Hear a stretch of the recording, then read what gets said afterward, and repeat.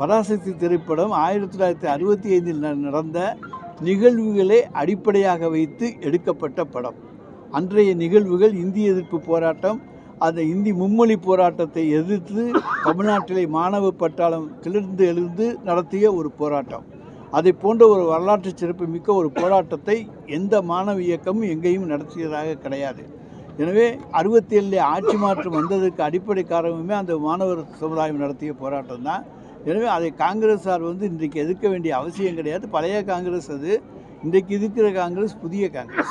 Congress திமுகக்குள்ள controversy கருத்துக்கள் ஒருத்தர் பேசிக்கிறாங்க. அது கூட்டணிக்குள்ள ஏதாவது விளைவுகள் ஏற்படுத்தும்? கூட்டணிக்குள்ள விளைவுகள் ஏற்படுத்தாது.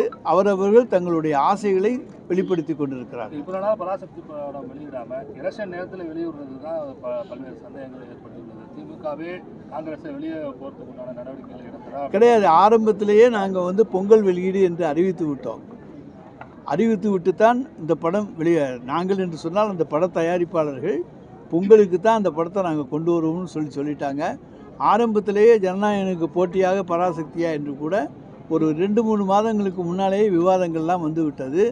எனவே இன்றைக்கு தேர்தலுக்காக காங்கிரஸுக்காக நாங்கள் பராசக்தியை பொங்கலுக்காக கொண்டு வந்திருக்கிறார்.